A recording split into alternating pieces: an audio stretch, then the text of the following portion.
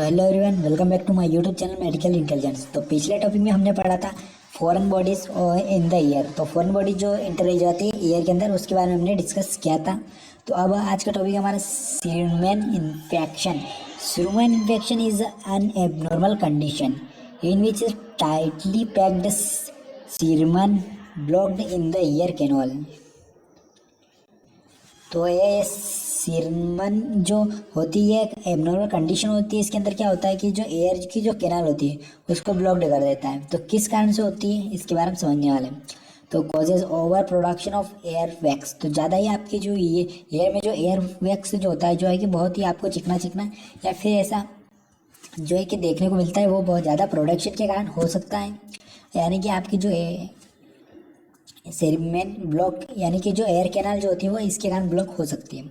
फिर improper cleaning, अगर आपसे प्रॉपर क्लीनिंग नहीं कर रहे हैं, प्रॉपर आपके ईयर को वॉश नहीं कर रहे हैं, तो उसके कारण भी हो सकता है।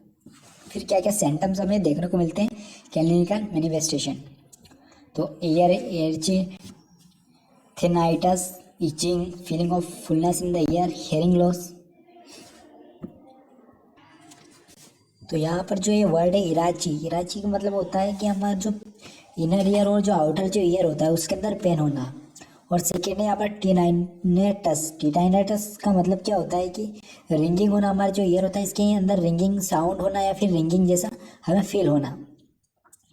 और फिर आगे हम देखते हैं इचिंग। तो समझते हैं आप, feeling of fullness in the year और हेयरिंग लॉस। ये एबिलिटी भी, ये सिम्टम्स से हमें देखने को मिलते हैं। फिर ट्रीटमेंट, तो ट्रीटमेंट क्या हो सकता है, soft the ear wax using glycerine drop और hydrogen peroxide drop. Ear irritation in the ear में भी hole in the tympanic membrane, then avoid ear irrigation. तो यहाँ पर हमें जो ट्रीटमेंट के अंदर क्या करना है कि हाइड्रोजन पेरोक्साइड वाला जो ड्रॉप होता है वो हमें यूज़ करना है। ईयर इरिगेशन जो होता है उसके लिए भी यूज़ करना है, और अच्छे से यहाँ पर जो है कि हमें उसकी केयर करनी है। तो हमारा जो टॉपिक है वो कंप्लीट हुआ, कैनम इन्फेक्शन।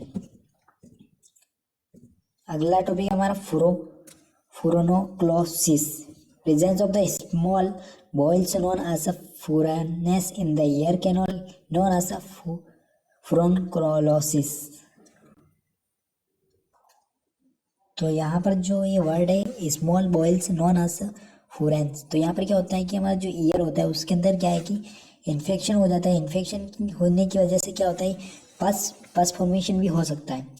तो उसके कारण यहाँ पर फ्रोंकोलोसिस एक जो टर्मिनोलॉजी होती है वो होती है।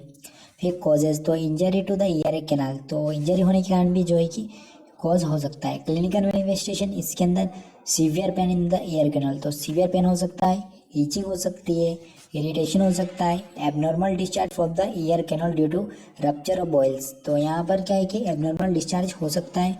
Temporary hearing loss of also occur. तो यहाँ पर क्या है कि सुनने की जो एबिलिटी है वो कम हो सकती है या फिर चली जा सकती है। Treatment, following treatment is given to the patient.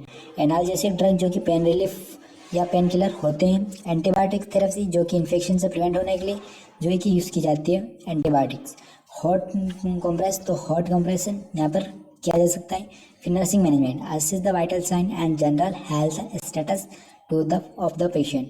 Administer all the prescription medication rule 5 rule. तो यहाँ पर असेसमेंट किया जाएगा वाइटल साइन और जनरल हेल्थ स्टेटस, और जो एडमिनिस्टर करने के जो 5 रूल्स होते हैं राइट पेशेंट राइट डोज वाले, वो यहाँ पर अप्लाई किए जाएंगे। Advise the patient not to scratch the. तो यहाँ पर फिर provide moist hot application, ear canal should be keeped dry. Provide करेंगे emotional support to the patient. तो यहाँ पर पेशेंट को जो है कि इमोशनली सपोर्ट प्रोवाइड करेंगे। तो हमारा आज का टॉपिक है जो फ्रोंकोलोसिस और हमारा जो टॉपिक है, दोनों टॉपिक कंप्लीट हुए। अगले टॉपिक में हम पढ़ेंगे मेस्टोडाइटिस। तो मेस्टोडाइटिस क्या होता है उसके बारे में अगले टॉपिक में जो है डिस्कस करेंगे। तब तक के लिए